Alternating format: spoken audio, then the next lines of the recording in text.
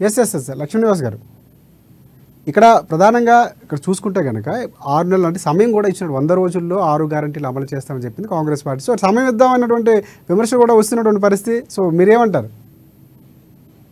Sir? అక్కడ ప్రచారం జరుగుతున్నటువంటి ఎలక్షన్ ప్రచారంలో మీరు ఒకసారి చూసుకున్నట్టయితే రేవంత్ రెడ్డి గారు మీరు ఇదే రోజు పోయి 2 లక్షలు తెచ్చుకోండి, మేం ఫస్ట్ సంతకం చేయడంతో 2 లక్షలు అయిపోతాయి, కరెంటు గాని ఇవన్నీ ఉండేవని చెప్పారు సార్. తర్వాత 100 days అని తర్వాత మళ్ళీ చెప్తా ఉన్నారే తప్ప ఫస్ట్ మాత్రం చెప్పడం వ్యాఖ్యం చేయడము వాళ్ళు ప్రచారం చేస్తున్నటువంటి క్రమంలో చెప్పడం జరిగింది. రోజు రోజుకు మేము చెయ్యలేమనేటటువంటి వ్యతిరేకత వస్తుందని జనాలను మెప్పించడానికే ఈ సమయాన్ని జరుపుతా ఉన్నారే తప్ప వీళ్ళతోటి అయితలేదు వీళ్ళతోటి కాదు అని చెప్పి గ్రామాలలో ప్రజలు ఆల్రెడీ టాక్ నడుస్తా ఉంది, చర్చ జరుగుతా ఉంది.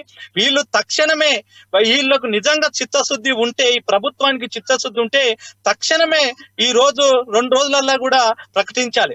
సామాన్య ప్రజలు పోయి లోన్ తెచ్చుకున్న రైతు బంధు గాని ఇతరితర ఏవి కూడా సరిగా జరగక ఊర్లలో మొత్తం పరిస్థితులు చాలా దారుణంగా ఉండి పోయి తెచ్చుకుంటే అక్కడ అధికారులు మీరు చూసినట్టయితే కల్వకుర్తి ప్రాంతంలో యూనిట్ 200 యూనిట్ వరకు వచ్చే వాళ్ళకు ఫ్రీ అని చెప్తా ఉంటే అక్కడ మైకులు వేసుకొని లేకపోతే కట్ చేస్తాం చట్టరీత్యా మీ మీద కేసులు అయితే అని చెప్పి ఉన్నటువంటి విద్యుత్ అధికారులు తిరగడం, మైకులు పెట్టుకొని తిరిగి ఇక్కడ ప్రభుత్వం మాటినాలా, ఇక్కడ అధికారుల మాటినాలా, ఎవరి మాటినాలే, ఏం చేయాలని ప్రజల అయోమయంగా చేస్తున్నటువంటి కాంగ్రెస్ ప్రభుత్వం ఈ విధంగా చెప్పడము చెప్పి చేయకుండా ఉంటే ప్రజలను ఇబ్బందిగా పట్టిస్తున్నారు కనుక ఈ విధంగా వ్యాఖ్యలు చేయడం కరెక్ట్ కాదు.